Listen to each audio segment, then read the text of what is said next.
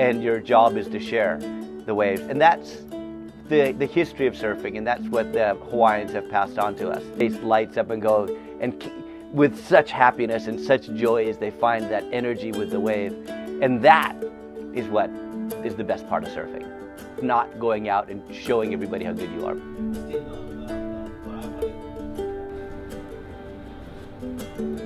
In Japan, these were very popular for 100 years, and almost nobody knows what they are now. The foam and fiberglass is okay, but fiberglass is not a great medium for making surfboards. It's actually not that. It's not a great riding thing. It starts off rigid and then it eventually changes.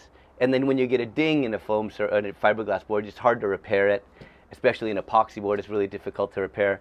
Where this board, my boards now, dings are really, really easy. You can fix it in 5 minutes. Like they're so basic. So that's what I do. So one reason I love the wood because it's not toxic. I don't need a gas mask.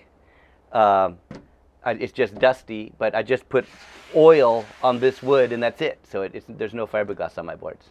It has that natural feeling with the water. I feel fiberglass is okay, and all surfboards are okay, but this I just feel is a little bit better. I think that wood surfs in the water a little bit better than a foam and fiberglass board. And here I have a foam surfboard.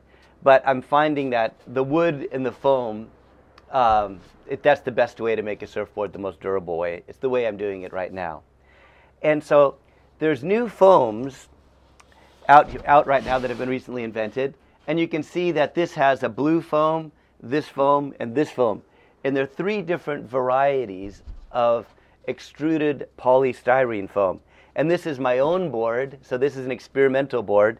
So I'm going to see which foam stands up the best. As I walk on this board, I'm going to see which one lasts longest. And then, with the construction of this board, I have the wood here, and I have wood here, so it's sandwiched. So it's wood, foam, wood, foam. And the foam is thick here, and it's thin here. And the reason I do that is I want this board to flex. So it'll flex here, but it'll be rigid here. And so I can change how the board will ride in the wave, where the tail will bend and the nose will bend a lot. And it's like surfing on a trampoline or a diving board. The board will go like this, and it feels great. When I make a surfboard, I think of that moment that board's going to work best. What is it that board is going to do the very best that I want it to do, and then I make the surfboard around that. For example, some boards you want to go up and hit the lip, and so I'll make the whole surfboard around that moment of hitting the lip. And then of course with the longboards, it's that moment of hanging 10. So that moment of hanging 10, I make the whole surfboard around that moment. So I don't make a board that's an all-around surfboard that'll do everything okay, although I can do that.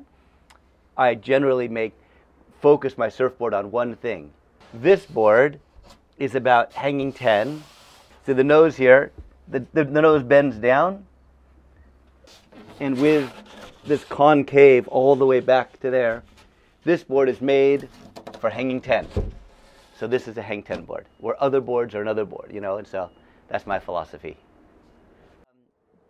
For the beginner, your basic single fin is by far the best surfboard, because with a single fin, your feet are close together and your knees are bent, and this is the best way to ride a single fin. When you have a tri-fin surfboard, you tend to have your feet further apart, and you have to engage the rail more to turn. A tri-fin wants to turn all the time, and it doesn't work as well going straight because it wants to turn. A single fin wants to go straight. It's just fine going across the wave. So if you have a board that's nice and steady and just wants to go across, it's designed to just go across the wave, then you can focus on your posture and standing straight up and bending your knees and having control. What I tell beginner surfers is ride the wave all the way to the beach And even in the whitewash, just focus on your hands and the body. You want to be knees bent, back straight, your feet very close together. And in that way, you get better balance. It's much, much, much harder to surf with your feet further apart. And the single fin helps you with your feet put together. It's like dancing, like ballet dancing. Ballet dancing, you always start with the first position, and surfing's exactly the same. A lot of the beginner boards don't do anything great, but they're good at just riding a wave straight towards shore. But that's all you want. And that's the beauty of surfing, is as you get better, your equipment changes because you want to focus on something. And surfing is so great because there's so many different waves. There is so much to know about how to ride, how to get that energy. You see that energy coming towards shore in the shape of waves. You want to be a part of that energy. How am I going to be a part of that energy? How am I going to feel that energy of the water wave coming up through my surfboard and into my feet and riding across the wave? And there's so many ways to do that, so many styles of boards. And even I've been making boards since 1978, and I have more wonders now, I have more questions now than I did back then. It's so exciting. So surfing has this aspect to it, this whole world of surfboard shapes that you never get tired of. It's always exciting. Every day is exciting. So for Korean surfers, from what I've seen, and for most surf cultures around the world, you get nervous about fitting into a crowded wave situation. Say Yang Yang, where everybody's on the beach and there's lots and lots of surfers and it's very crowded.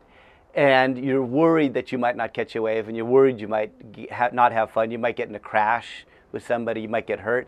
There's always belly boarding. And this is what I recommend for Koreans, is everybody should have a belly board so that they can see the waves and go out and catch a wave on a belly board and just ride it straight towards shore. And you get that same feeling as anybody else on any other wave. It is so great to catch a wave on a belly board and feel the energy. And what I do is, if I have any anxiety or any worry about catching waves or surfing good, I'll take my belly board out and I'll catch a wave and I'll ride it to shore and I'll close my eyes and I listen. And I feel the water around me, bubbling around me and in my feet. And then you can smell the waves. And then I open up my eyes and I look and I just see the wave around me rolling. And it's just in the whitewash, and I ride it right up onto the beach. And I look like a kook. You know, people go, well, who is that silly old man doing?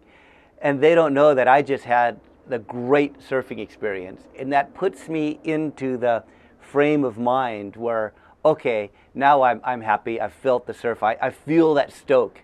Now I can go out in a crowd. This board always gives me so much joy to look at.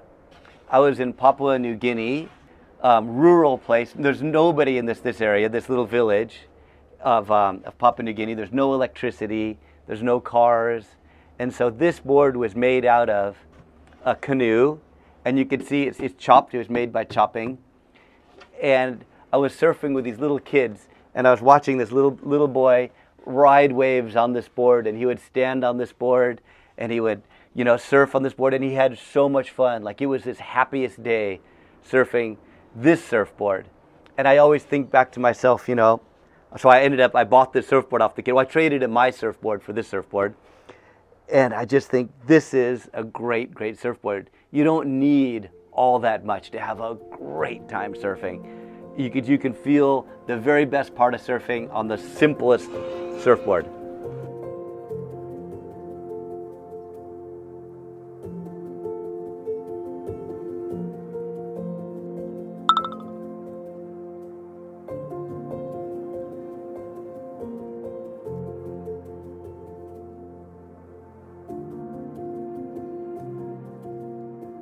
But surfing, there's almost no surfing lessons to get better. Like, you can